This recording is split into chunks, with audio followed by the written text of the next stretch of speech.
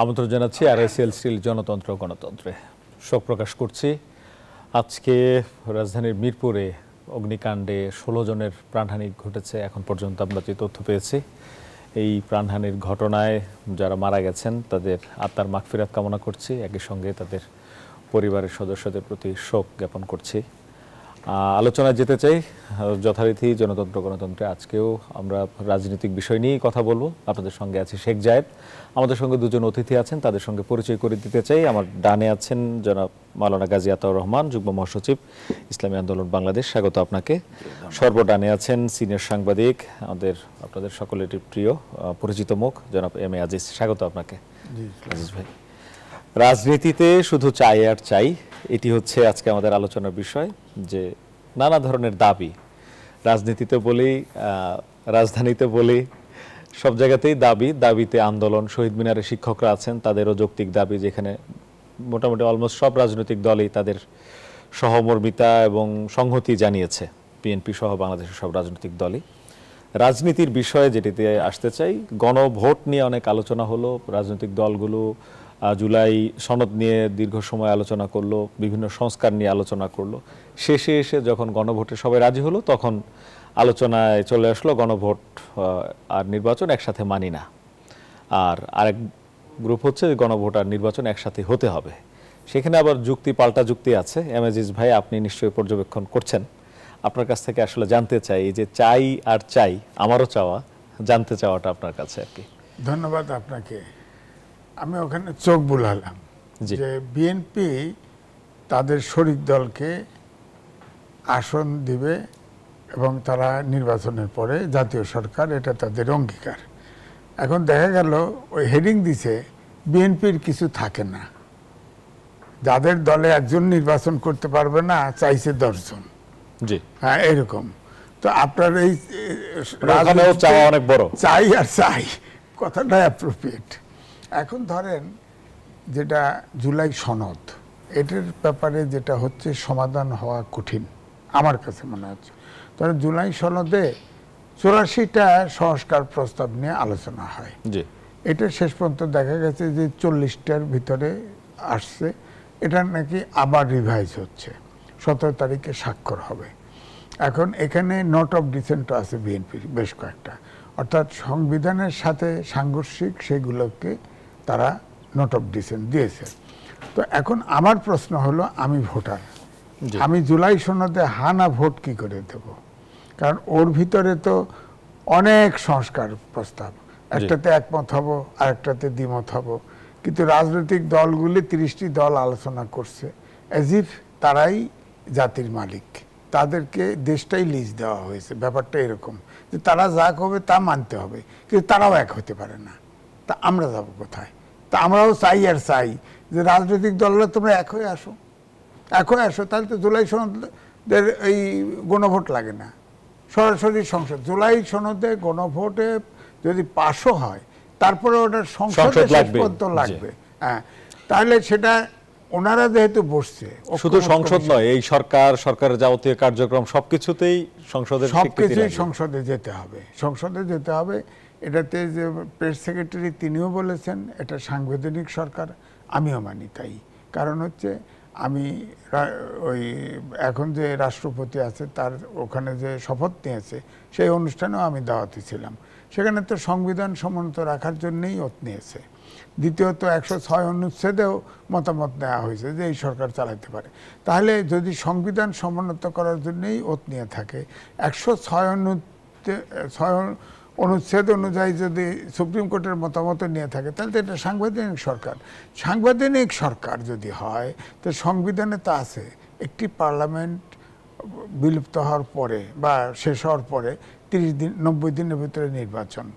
উনি যদি 90 দিনের ভিতরে তৎক্ষণাৎ যদি নির্বাচন ঘোষণা দিত, তাহলে আপনি দেখেন এই যে ফেসিবাদী যারা গেছে, এটা মুসলিম লীগের দিকে চলে যেত, অর্থাৎ 10টা থেকে 15টা আসন পাইতো না। এখন তো তারা মনে করে, জনগণ মনে করে তারা রিপ্রেসড, তারা অপ্রেসড।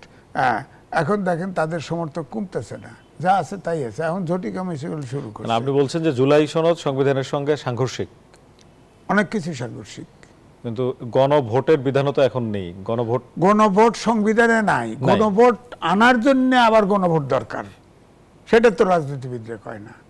2 নম্বর, এটা যেহেতু সাংবিধানিক সরকার, ওত নিয়েছে সংবিধান সমুন্নত রাখার জন্য, সেই সংবিধানের এই সরকারের তো সংস্কার করার ম্যান্ডেটই নাই, কিন্তু করতেছে। আমরা শেষ বক্তব্য, ছাত্র জনতার আন্দোলনের শেষ বক্তব্য ফেসিবাদের বিলোপ চাইছে। তো ফেসিবাদের বিলোপের প্রতিশব্দ, অর্থাৎ যদি উল্টা শব্দ দেখি, তাহলে গণতন্ত্র, মানবিক বাংলাদেশ, আইনি শাসন, সুশাসন এগুলো আসে। তো সেখানে আমি বলবো যে সেই জনগণের আকাঙ্ক্ষা অনুযায়ী একটা সঠিক নিরপেক্ষ নির্বাচন হয় এবং 5 বছর পরে শান্তিপূর্ণভাবে ক্ষমতা হস্তান্তর করে, সংস্কারটা ওই জায়গায় যদি সীমাবদ্ধ থাকতো তাহলে কিন্তু এতদিন হয়ে যেত। সংস্কার তো একটা দুটো করে। এখন এই যে নির্বাচন তো 18 মাস পর হচ্ছে, সেটাও তো সংবিধানে নাই। না, কোনোটাই নাই। এই জন্যই তো আগে কইতো না, এখনকার উপদেষ্টারা, প্রধান উপদেষ্টা হেঁটে গেলে আপনি 5 বছর থাকেন, 10 বছর থাকেন, আজীবন থাকেন। এবং এই সরকারেও এখন বলা শুরু করছিল যে আমাদের তো কোনো টাইম লিমিট নাই, আমরা যতদিন থাকবো। অনেকেই বলে, পক্ষে বলে যে এই সরকারের তো কোনো সময় নির্ধারণ করা নাই, যে 3 মাস থাকবে না 6 মাস থাকবে, সুতরাং তারা থাকবে। হ্যাঁ, এবং এটা সাংবিধানিক সরকার, সব কাজ করে যাবে। কিন্তু সাংবিধানিক সরকার কিন্তু সংবিধানের ভিতরে নাই, সংবিধানের ভিতরে নেই। এইটা কিন্তু চ্যালেঞ্জ হবে। আমি বলছি যে ধরেন এই যে সংস্কার, আমি যেটা আজকে দেখলাম যে এটা বোধহয় কমায় 30টা করতেছে, কি করতেছে জানি না আমরা এখনো, কারণ এটা মানে ওই ভাইস প্রেসিডেন্ট ঐক্যমত কমিশন করতেছে। এটা ফাইনালি 17 তারিখে নাকি স্বাক্ষর হবে, 15 তারিখে ছিল, 1-2 দিন পিছিয়েছে। আপনিই বলেন, আপনি ধরেন পিআর সিস্টেম, ব্যক্তিগতভাবে আমি এটার পক্ষে নই, কারণ আমি মনে করি স্বাধীনতা সার্বভৌমত্বের পরিপন্থী এটা।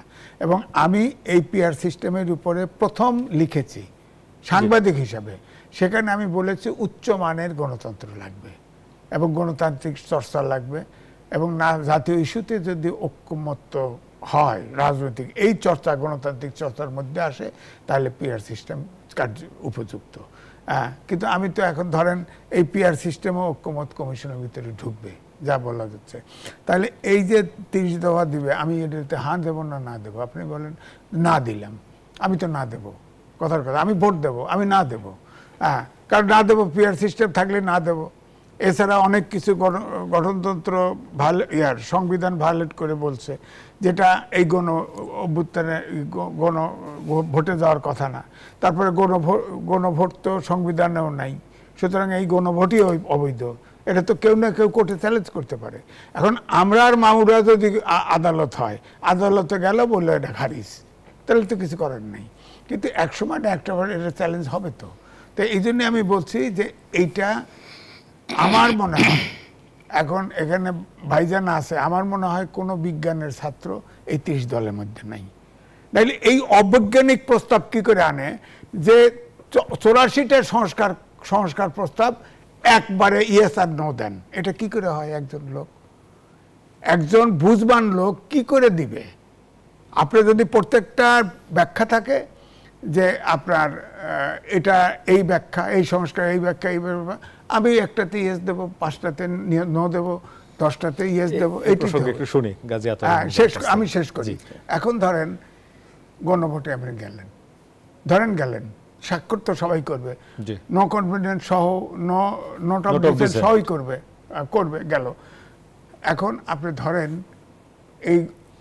এই জুলাই সনদ ধরেন 50-এর উপরে ভোট পাইল না, তখন কি হবে? তাহলে তো কি এটা বাতিল হবে? ওনারা বাতিলের কথা বলবে? ধরেন 49% হলো, 50-র উপরে হলো না, কত পার্সেন্ট হলে পাস হবে বলেন?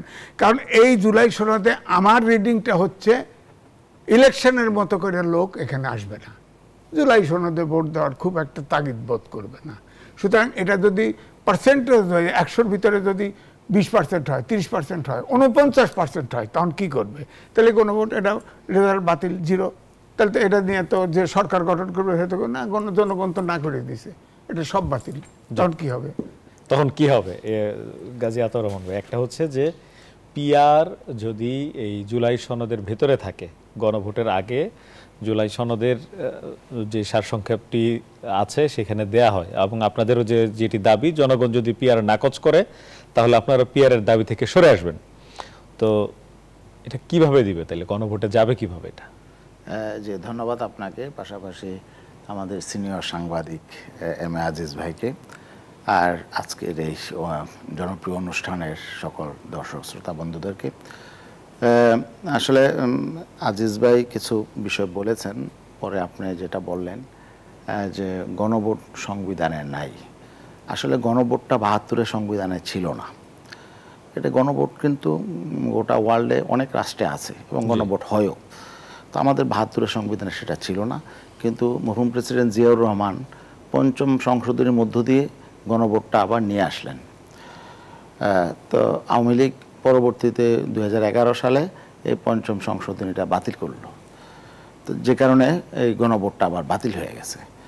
আবার কিন্তু কোর্টে কিন্তু আবার সেটা আবার ফিরে আসছে, যে আওয়ামী লীগের এই যে পঞ্চদশ সংশোধনীটা আবার কিন্তু কোর্ট বাতিল করছে।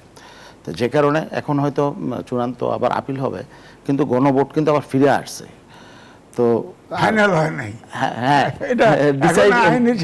পুরাপুরি হয় নাই, ঢুকতে হবে তো না। হ্যাঁ, এই তো এখন হয়ে যাবে, আদালত থেকে চলে আসছে। এখন যেটা গণভোটের যে হিস্ট্রিটা এটা বললাম, তাই না? আজিজ ভাই একটা বলছেন যে এতগুলো বিষয় গণভোটে বলছেন যে চূড়ান্ত হয়নি, তাহলে গণভোট হবে কিভাবে? না, হতে পারে আদালতের মাধ্যমে হবে, মানে কি জনগণের মতামত, জনগণের মতামত এটা বেআইনি হওয়ার কোনো কারণ নাই। জনগণ কি চায় এটাই তো হলো জনগণের অভিপ্রায়, তো সংবিধান মানে জনগণের অভিপ্রায়, এবং জনগণের অভ্যুত্থান হয়েছে, জনগণের অভিপ্রায় তো মূলত সংবিধান, তাই না? জনগণের অভিপ্রায় হলো সর্বোচ্চ আইন, এন্ড জনগণের অভিপ্রায়টাকে আওয়ামী লীগ সেটা নিষেধ করে দিয়ে, মানে বন্ধ করে দিয়েছিল। তো সেটা আবার চালু হবে, এটাকে বেআইনি করার কোনো মানে যুক্তি নাই, এবং সেটা হবেও না। অতএব গণভোট হতে পারে না, কিন্তু আমার প্রশ্ন হচ্ছে গণভোটে আমাদের যেতে হচ্ছে কেন? যেতে হচ্ছে কেন? আসলে আমরা 30টা দল মিলে আস্থা বিশ্বাস অনাস্থার কারণে না, না, জনগণভোটটা হচ্ছে এই জন্য না আজিজ ভাই, আমরা কিন্তু একমতে পড়ছি। 30টা দল কিন্তু অনেক জায়গায় একমতে আমরা পড়ছি। তো একমতে শুধু রাজনৈতিক দলগুলো পৌঁছতে চলবে না, এখন জনগণ অনেক জায়গাটা শুধু নোট অফ ডিসেন্ট, হ্যাঁ নোট অফ ডিসেন্ট আছে।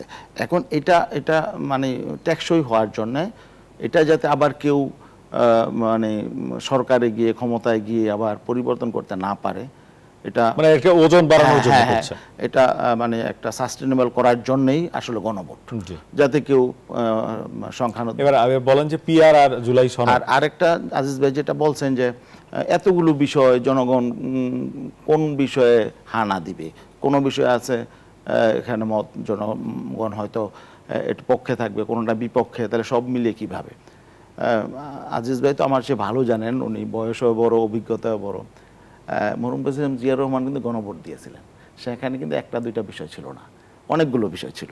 তো সেখানে কিন্তু 98% হা ভোটের পক্ষে পড়েছে, যদিও বিষয়টা অনেকটা অস্বাভাবিক, কিন্তু হয়েছে, এবং সেটা একটা দুইটা বিষয় ছিল, অনেকগুলো বিষয় ছিল। তো যাই হোক, তো অনেকগুলো বিষয় হলেও প্যাকেজ একটা হবে, যে জুলাই সনদ। এই জুলাই সনদটা জনগণ অ্যাকসেপ্ট করে কিনা, এটার পক্ষে আছে কিনা, সেটা নিয়ে গণভোট হবে, ইয়েস অর নো, হ্যাঁ বা না।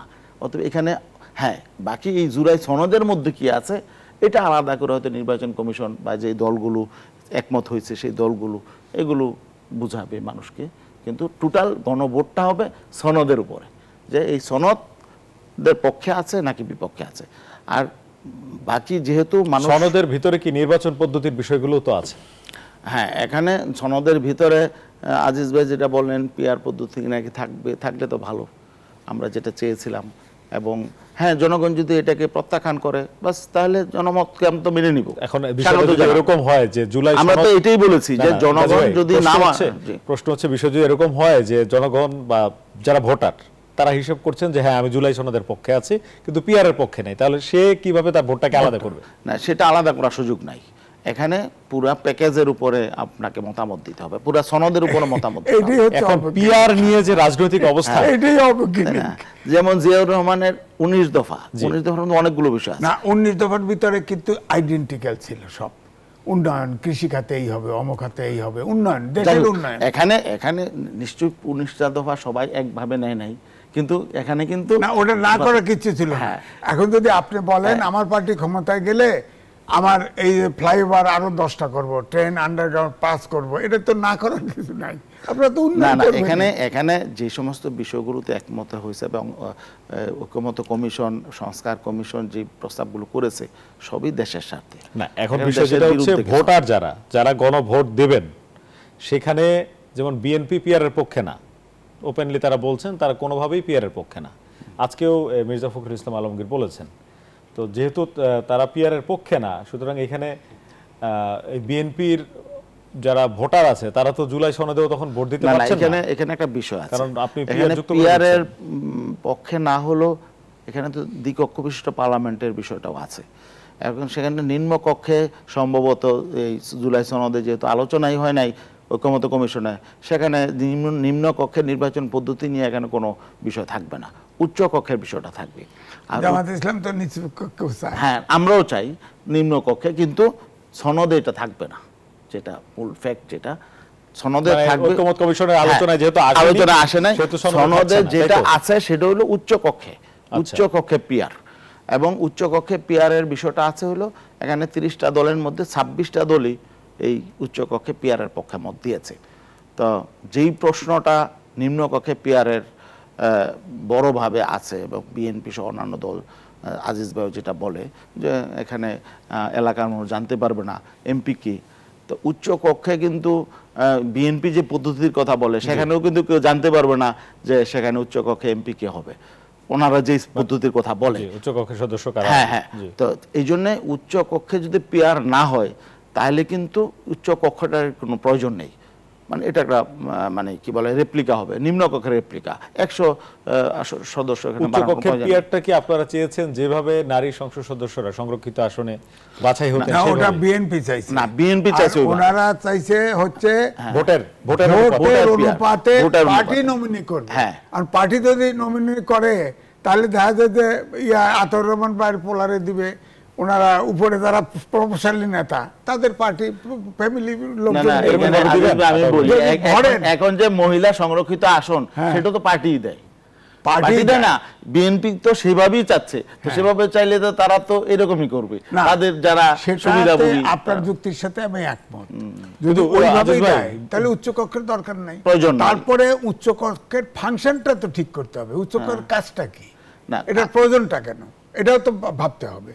আপনি উচ্চ কক্ষের এখন পর্যন্ত আমরা উচ্চ কক্ষ হবে, কিন্তু তার কাজটা কি আপনার ওই কথায় আমি ওনাকে একটু সহযোগিতা করি। সেটি হচ্ছে যে এরকমও দেখেছি যে হাজবেন্ড হচ্ছে ভোটের এমপি আর স্ত্রী হচ্ছেন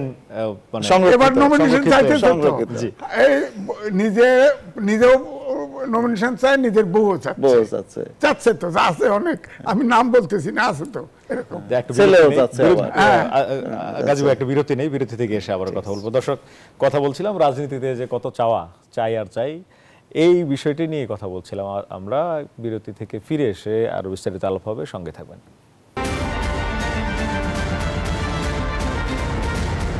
বিরতির পর আবার স্বাগত। দেখছেন RICLC জনতন্ত্র গণতন্ত্র, সঙ্গে আছি শেখ জায়েদ। জনাব গাজী আতাউর রহমান, আপনি বলেছেন ৭২-এর সংবিধান টিকিয়ে রাখতে ভারতের ইশারায় মরিয়া বিএনপি, একটু বলবেন মানে আপনার কেন মনে হচ্ছে এরকম? না, এটা তো আমার বলার বিষয় না, বিএনপি তো বলে ৭২-এর সংবিধান টিকিয়ে রাখতে হবে এবং ৭২-এর সংবিধানের কথা বলে, এবং এক্সিস্টিং যে সংবিধানটা এটা তো মূলত ৭২-এর সংবিধানই, এবং এই সংবিধানটাকেই তারা টিকিয়ে রাখতে চায় এবং তারা নিজেরাই এটা বলে যে সংবিধানের বাইরে যাওয়া যাবে না। তা অতএব এখন ৭২-এর সংবিধানটা কিভাবে হয়েছে ইতিহাস তো আমরা জানি। তো এখানে ভারতের সংবিধানের 3টা মূল নীতিকে এখানে মূল ভিত্তি হিসাবে রাখা হয়েছে এবং সেটার অনুসরণেই আসলে সংবিধানটা হয়েছে। তো এই জন্যে এই সংবিধানে আসলে পরবর্তীতে মরহুম প্রেসিডেন্ট জিয়াউর রহমান অবশ্য এই মূল স্তম্ভর একটাকে ফেলে দিয়ে এখানে আল্লাহর উপর আস্থা বিশ্বাসকে সংযোজন করেছে, কিন্তু তারপরে তো আবার ঠিক ৭২-এ আবার ফিরে গেছে আওয়ামী লীগ। এখন কিন্তু ঠিক সেই সংবিধানটাই আছে। এখন তো আওয়ামী লীগের সেই সংবিধান, এখন যে সংবিধান এটা তো হলো সেই যে মাঝখানে যে পরিবর্তনগুলো হয়েছে সেই পরিবর্তনগুলো রাখে নাই। তো এখন এটাকেই যদি আপনি টিকে রাখতে চান তাহলে তো দেখা যাবে যে সেই ৭২-এর যে সংবিধানটা যাদের ইশারায় হয়েছিল, যাদের সহযোগিতায় হয়েছিল, আপনারা তাদেরকে স্টাবলিশ করতে চাচ্ছেন, তাদের ইঙ্গিতেই করছেন। তো এটা আমরা তো চাই না। আমরা চাই যে এই সংবিধান আসলে আমাদের কে সুশাসন দিতে পারে নাই, আমাদেরকে ঐক্যবদ্ধ রাখতে পারে নাই, আমাদেরকে দুর্নীতিমুক্ত করতে পারে নাই, আমাদের সাংবিধানিক প্রতিষ্ঠানগুলোকে স্বাধীনতা দিতে পারে নাই। তো এখানে স্বচ্ছতা, জবাবদিহিতা আজকে ছিল না, এবং শাসক গোষ্ঠীকে স্বৈরাচারে পরিণত করেছে এবং সর্বশেষ তো ফেসিবাদে পরিণত করেছে। অতএব সেই সংবিধানকে টিকিয়ে রাখলে আবার ঠিক পুরনো রাজনীতি তো চলবে, পুরনো শাসন ব্যবস্থা চলবে। এই জন্য তো জুলাইয়ের অভ্যুত্থান হয় নাই। জুলাই অভ্যুত্থান হয়েছে হইল এই সাংবিধানিক কাঠামো থেকে বেরিয়ে এসে একটা নতুন বাংলাদেশ বিনির্মাণের জন্য। এবং সেখানে দেখবেন জুলাই অভ্যুত্থানে যে ছাত্ররা নেতৃত্ব দিয়েছে, দেশের ছাত্ররা, তারা কিন্তু দেয়ালে লিখে রেখেছে যে তারা এই নতুন বন্দোবস্ত চায়, নতুন রাষ্ট্র ব্যবস্থা চায় এবং রাষ্ট্র সংস্কার চায়। একটা মূল বিষয় ছিল রাষ্ট্র সংস্কার, তাই না? তো অতএব রাষ্ট্র সংস্কারের মূল জায়গাটা হলো সাংবিধানিক সংস্কার। সংবিধান যদি সংস্কার না হয়, যদি আমরা সেই ৭২-এর সংবিধানটি আঁকড়ে রাখি, তাহলে তো আসলে কোনো কিছুই পরিবর্তন হবে না। এই জন্যে মূলত আমার কথা, হয়তো এটা কোট করেছে কেউ, জি, এই জন্য আমি বলেছি। জি আজিজ ভাই, সেটি হচ্ছে যে সংবিধানের কারণেই কি সংকট তৈরি হচ্ছে, আপনার কি এটা মনে হয়? আর এটা কি রাজনীতিবিদদের মধ্যে যারা হচ্ছে অসৎ বা অসাধু, যারা বা যাদের নিয়ত খারাপ ছিল, যারা হচ্ছে তাদের খারাপ নিয়ত বা খারাপ চরিত্রের কারণে স্বৈরাচার হয়ে উঠেছেন, সেটা কি এই সংবিধান সহযোগিতা করেছে? না, দেখেন, সংবিধানের ধারা ছিল, সংবিধানে স্বৈরাচার হওয়ার সুযোগ আছে। জি, কারণ এক ব্যক্তি সরকার প্রধান, ওই ব্যক্তি পার্টি প্রধান, ওই ব্যক্তি পার্লামেন্টারি পার্টির প্রধান, সুতরাং তার স্বৈরাচার হওয়ার সুযোগ ছিল। হ্যাঁ, আমার বক্তব্য হচ্ছে এটা ৭২-এর যে সংবিধান, এটা দেশ স্বাধীন করার মুক্তিযুদ্ধের পরের তৎকালীন প্রেক্ষাপটে। হ্যাঁ, তখন যারা সংবিধান প্রণয়ন করেছে এবং সংবিধানের ধরেন সেখানে তো লেখাও নাই এভাবে, পরে শেখ হাসিনা যোগ করছে সংবিধানের কে স্বাধীনতার ঘোষক, সেটাও লেখা ছিল না। কিন্তু সংবিধান সংস্কার শতবার হতে পারে। সংবিধান অনেক দেশে, আমেরিকা বলেন, ভারতে বলেন, সংবিধান সংস্কার হয়েছে, পতাকা বদলে যায়, জাতীয় সঙ্গীত বদলে যায়, দেশের নাম বদলে যায়, দেশের নাম বদলে যায়। সুতরাং এটা হচ্ছে জাতীয় ঐক্যটা লাগবে। কিন্তু সেখানে তো দেখতে পাচ্ছি যে কিছু সংস্কারের নামে তো আমাদের অভ্যুত্থানের যে শক্তি, সেই শক্তি ঐক্যবদ্ধ হতে পারে না। সুতরাং এখানে সংস্কারে হাত দেবে কেন? ২ নম্বর কথা হচ্ছে যে এই সংবিধান অনুযায়ী যারা ওত নিয়েছে, সংবিধানের কোনো কিছু, এই যারা সংস্কারে হাত দিছে তাদের তো ওতভঙ্গ হয়েছে, তারা তো আসলে ইল্লিগ্যাল। ওতভঙ্গ হলে তো ইল্লিগ্যাল। হ্যাঁ, তো সুতরাং তারা সংস্কারের ম্যান্ডেট নাই। এই জন্যেই যেটা করা উচিত ছিল, যে যেটা আমি বলবো যে ৩০ দল যারা নিয়ে বসে, ওই ৩ মাসের, যেহেতু পুরনো সংবিধানে ৩ মাস ছিল, নির্বাচন দিত। তাহলে আওয়ামী লীগও আপনার ফেসিবাদ বলা হয়, এখন মানে ঝটিকা মিছিল করে, ভারত থেকে উঁকি ঝুঁকি মারে, ধমক দেয়, নানান ভাব করে, এবং এই আইলো ভাব। আবার দেখেন স্কেপ রুটও খোঁজে অনেকে, এখন শুরু হয়েছে, লাইনও মারে। এগুলো হতো না আপনার। কিন্তু ইউনূস সাহেবও হেঁটে যেতে কয় আজীবন থাকেন, আর বাঁচবেন কতদিন আর? উনিও ছাড়েন না, উনি সংস্কারের ডালফালা মেলে দিছে, দুনিয়ার সংস্কার করছে, যেগুলো প্রয়োজন নাই সেগুলো করছে। নারী সংস্কারের কি ছিল বলেন? মুসলিম ল অনুযায়ী নারী বিবাহ হয়, সমক হয়। সেখানে আমার ধরেন এক ছেলে এক মেয়ে, আমি তো কখনো ছেলে মেয়েকে আলাদা ভাবি না। আমার তো রাইট আছে, আমি মেয়েকে অর্ধেক দেবো, ছেলেকে অর্ধেক। এটা দিয়ে তো কোনো মুসলমান বিরুদ্ধে গোলমাল নাই। আপনি উদ্ভট এইগুলো কেন নিয়ে আসছেন? এখন ওনার ফ্রিজে ঢুকে গেছে, এখন কয় না, কারণ ওনারা হুঙ্কার দিবে, কয় না। কিন্তু আমি তো এটা মনে করি এই নারী সংস্কারের, নারীর লাইনের একটি, সবগুলো নারীবাদী, একটা নারী এক্সপার্ট নাই যে এই মুসলিম ল চেঞ্জ করার একটা লয়ার নাই, একটা আইনজীবী রাখে নাই পর্যন্ত। আপনি এটা করার দরকার ছিল। এনজিও কর্মী রাখছে সব, এত প্রগ্রেসিভ হওয়া দরকার ছিল। এনজিও নেত্রী সব। অপ্রয়োজন। এখন তো ফেব্রুয়ারিতে ভোটের ঘোষণা দিয়েছেন তিনি, ফেব্রুয়ারিতে ভোট হবে, সবাই আশায় আছে। এটা হচ্ছে যে এখন তো আর দীর্ঘ সময় বা 50 বছর থাকার হিসাব নেই। শোনেন, রাজনীতিবিদরা আমি বলি আর কি ফাটা ভাষা ইস্তেফায় করছে। এখন ইউনূস সাহেব ক্ষমতায় বসে আছে, তাদের যদি সবগুলো জোট বেঁধে আজান দেয় একদিনে আউট হয়ে যাবে, তাহলে তো আবার রাজনৈতিক শূন্যতা হবে, তখন তো ওনারা চড়ে পড়ে যাবে, অন্য শূন্যতা তার শূন্য থাকবে না, অন্য এসে বসে পড়তে পারে। আর একে ধাক্কাও দিতে পারে না, একে রাখতেও পারে না, এই একটা অবস্থায় চলে গেছে। তাকে এক্সপ্লয়েট করে যতটা দাবি বানা যায়, এই জন্য আপনার হেডিং ঠিক আছে, চাই চাই চাই চাই চাই, এর ভিতর দিয়ে ঢুকে যত চাওয়া যায়। হ্যাঁ, কিন্তু এবারে যেটা মনে হয়েছে আমার কাছে, ইউনূস সাহেব ফেড আপ, তিনি নির্বাচন দিবেনই, প্রস্তুতি হচ্ছে। যাই হোক, এই চাই চাইয়ের ভিতরে যে যা ফাইলে না ফাইলে একটা নির্বাচন হইলেই হইল, নির্বাচন ঠিকই হয়ে যাবে। ধন্যবাদ আপনাদের দুজনকে। আবার বিরতি নিচ্ছি, বিরতির পর আবার কথা বলবো। দর্শক, আরেকটা বিরতির সময় হয়েছে, ফিরছি একটু পর, সাথে থাকুন।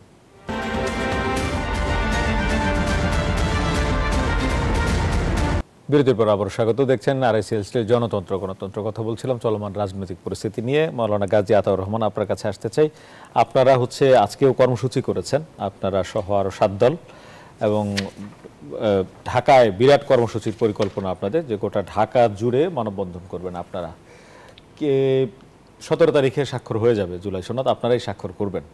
এই কর্মসূচি এবং এই যে আপনি বলছিলেন, এবং যেটি আমরাও দেখেছি গণমাধ্যমে, যে রাজনৈতিক দলগুলোর কাছে যেটি স্বাক্ষর হবে সেটির খসড়া এসেছে, কি আছে খসড়ায়, আর এই কর্মসূচিতে আপনারা অনড় আছেন কিনা, এর মধ্যে কোনো সমাধান দেখছেন কিনা? রাজনৈতিক দলগুলোর কাছে খসড়া আজকে আসার কথা অথবা কালকে। আমি যতক্ষণ অফিসে ছিলাম ততক্ষণ পর্যন্ত আমি খসড়াটা আপনি পরিষ্কার না কি আছে পাই নাই। এখন হয়তো কালকে জানতে পারবো যে কি বিষয়। খসড়া দেখে আমাদেরকে বুঝতে হবে যে আসলে এটা স্বাক্ষর আপনাদের সাথে মিলছে কিনা। হ্যাঁ, কারণ হলো যে আমরা যে ওখানে যে সমস্ত বিষয় একমত হয়েছি, এবং কিছু বিষয় আছে যেগুলো সেটেল হয় নাই, এবং কিছু বিষয় আছে ঐক্যমত কমিশন সিদ্ধান্ত দিবে, ওগুলো কিভাবে আছে এগুলো দেখতে হবে। আর এটা বাস্তবায়ন প্রক্রিয়ারও একটা ওর মধ্যে থাকার কথা, সেগুলো আমাদের দেখতে হবে। আচ্ছা, এই যে আপনারা মাঠে আছেন, যেটা এটা কি চাপ দেওয়ার জন্য যে আপনাদের দাবিটা জুলাই সনদে যাতে থাকে? মাঠে তো আমরা সব সময় আছি। এখানে আমাদের বিষয় হলো যে আমরা তো রাজনৈতিক দল, একটা সুষ্ঠু নিরপেক্ষ নির্বাচন চেয়েছিলাম। সুষ্ঠু নিরপেক্ষ নির্বাচনের জন্য এখনো পর্যন্ত আমরা মনে করছি যে সেই পরিবেশটা এখনো তৈরি হয় নাই। তো এই জন্যে আমাদের সেই পরিবেশটা লাগবে। আর সেই সুষ্ঠু নিরপেক্ষ নির্বাচন যদি সামনে না হয়, তাহলে কি হবে? তাহলে আগের মতো দেশ চলবে, আবার একটা অভ্যুত্থান, আবার আন্দোলন, এগুলো হবে। তো আমরা চাই না বারবার এভাবে দেশটা ওই পথে যাক, বারবার স্বৈরাচারী শাসন ফিরে আসুক, বারবার দেশ দুর্নীতিতে চ্যাম্পিয়ন হোক। তার মানে আপনারা কালকে দেখবেন, দেখে তারপরে আপনাদের সিদ্ধান্ত। আর আন্দোলন যেটি ঘোষণা আছে এটা চলতে থাকে। হ্যাঁ, আন্দোলন চলবে, কারণ আমাদের তো দাবি আদায় হয় না। 5টা দাবি আছে, এর মধ্যে কিছু দাবি আছে একেবারেই নির্বাচন কেন্দ্রিক। যেহেতু আমরা নির্বাচনটা সুষ্ঠু দেখতে চাই, এবং জনগণ যাতে একটা নতুনভাবে, যেভাবে প্রধান উপদেষ্টা বলেছেন যে একটা উৎসব মুখর ঐতিহাসিক নির্বাচন হবে, কিন্তু ওনার কথার সাথে আমরা কিন্তু কাজে তেমন বাস্তবে মিল পাচ্ছি না। এটার জন্য আমরা ধন্যবাদ আপনাকে। আজিজ ভাই, আপনার কাছে জানতে চাই যে আগের মতো নির্বাচন এটা ওনারা চান না, যেটি বলছেন, আপনার কি মনে হয় এখন পর্যন্ত যে আগের মতো নির্বাচন হবে না? এখন পর্যন্ত সরকারের আইন শৃঙ্খলা বাহিনী নিয়ে যা প্রস্তুতি, নির্বাচন কমিশনের যা প্রস্তুতি, এবং রাজনৈতিক দলগুলোর যে মনোভাব, পরস্পরের প্রতি বিদ্বেষ, ভাষা কথার যে ধরনের তিক্ততা, আপনার কি মনে হয় যে নির্বাচনটা মানে যেরকম স্বপ্ন দেখা হচ্ছে দারুণ নির্বাচন হবে, কেউ ভোটের বাক্স নিয়ে দৌড়াদৌড়ি করবে না, কেউ কাউকে মারবে না, এরকম হবে? না, দেখেন যে পরিস্থিতিটা এখন আছে, জি, ধরেন জামাত ইসলাম, ইসলামিক আন্দোলন মিলে যে শোডাউনটা করতেছে, দাবি সবগুলো মানা হলেও এই আন্দোলন থাকবে, কারণ ওনাদের ক্ষমতায় যাওয়ার আকাঙ্ক্ষা জন্ম নিছে। সব রাজনৈতিক দলেরই হয়। সুতরাং না, এই জন্য মাঠে থেকে তাদের শক্তিমত্তা প্রমাণ করার চেষ্টা করেই যাবে। কিন্তু মাঝখানে যেটা হবে, যে এই যে জুলাই অভ্যুত্থানের যে বিভক্তিটা, এই বিভক্তিটা যদি না কাটে, সমাধান না হয়, তাহলে ইলেকশন অনিশ্চিত হবে, অন্তত ইলেকশন পিছিয়ে যাবে। হ্যাঁ, এখন দেখেন সবগুলো স্টেক হোল্ডার ইলেকশনে যদি আপনার না হয়, একমত না হয়, তাহলে ইলেকশন তো সুষ্ঠু হওয়ার সুযোগ নেই। যেমন ধরেন সরকার, ইউনূস সরকার ইলেকশন দিতে চায়, ইলেকশন কমিশন ইলেকশন করতে চায়, আপনি প্রশ্ন করছেন আইন শৃঙ্খলা বাহিনী, যদি আইন শৃঙ্খলা বাহিনী 1.5 বছর হয়ে যেতেছে আইন শৃঙ্খলা ঠিক করতে পারে না, কে ব্যর্থতা কার? তারপরেও আমি বলবো ভারতে একবার ইলেকশন হয় না, জি একবার আপনি ভাগ করেন না, দেশটাকে 4 ভাগ করেন না, 4বার ইলেকশন করেন, তাহলে তো আপনার রাজনৈতিক দল থেকে ভলেন্টিয়ার নেন, স্কাউট নেন, অমুক নেন, তমক নেন, কিছু বাছাই করে প্রফেশনাল নেন। আমি তো রিপোর্টার্স ইউনিটির চেয়ারম্যান, আমার ইলেকশনে তো কোনো সমস্যা হয় না, আমি পারি না কেন? খালি আমলা দেখে, সব সরকার খালি আমলা দেখে, আমি পারি না? আমার এই রিটার্নিং অফিসার হায়ার করুক না, দেখি কেমনে কার কারে কত মাথা আছে, ওইখানে 2 নম্বরই করে নেন না কেন? ওনারাও ঠিক ফ্যাসিবাদী যেভাবে রাষ্ট্র চালাইছে ঠিক একই ফর্মুলায় রাষ্ট্র চালাচ্ছে, যার ফলে কোনো কিছুই গোছাইতে পারেনি। আপনি যা আছে শক্তি এটা নিয়ে আপনি দেশটারে 4 ভাগ করেন, ডিভিশন 2 ডিভিশন করে একসাথে, রংপুর রাজশাহী একটা এরকম ভাগ করে করে করেন, চিটাগাং বেল্ট একদিন করেন, করেন না?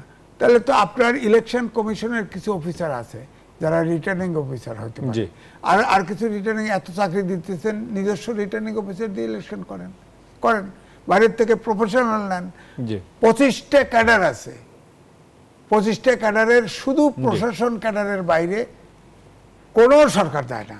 আর 25টা ক্যাডার তারা কিন্তু প্রশাসন ক্যাডারের ডিগ্রি পাস করেও বিএসসি দিয়ে চাকরি পাওয়া যায়, কিন্তু অন্য সব প্রফেশনে মাস্টার ডিগ্রি লাগে, ওখান থেকে একটা লোক দেয় না। বলেন তাহলে এই জন্যই পরিকল্পনার অভাব। ইলেকশন সম্ভব যদি আমার বক্তব্য হচ্ছে প্ল্যানটা ওইভাবে করে, আমার শক্তি অনুযায়ী বোঝানো। অনেক ধন্যবাদ জানাই জনাব এম এ আজিজ ভাই আপনাকে, অনেক ধন্যবাদ মাওলানা গাজী আতাউর রহমান আমাদের সঙ্গে যুক্ত হয়ে গুরুত্বপূর্ণ মতামত এবং সময় দেওয়ার জন্য। দর্শক আপনারা দেখছিলেন RICLC জনতন্ত্র গণতন্ত্র। বক্তব্য যেটি উঠে এসেছে, জুলাই সনদ স্বাক্ষর হচ্ছে 17 তারিখ, সময় দেয়া আছে। এর মধ্যে একজন রাজনীতিবিদ আমাদের সঙ্গে আছেন, তিনি যেমনটি বলেছেন ওনাদের দাবি অনুযায়ী যদি না মেলে এটি পর্যালোচনা করে দেখবেন যে তারা স্বাক্ষর করবেন কি করবেন না। এম এ আজিজ সাংবাদিক, সিনিয়র সাংবাদিক, তিনি যেটি বললেন রাজনৈতিক অনৈক্য যদি বাড়তে থাকে তাহলে এই নির্বাচন নিয়ে শঙ্কা রয়েছে, এই শঙ্কা না আসুক সেটি আমাদের প্রত্যাশা। ভালো থাকুন, সুস্থ থাকুন, খোদা।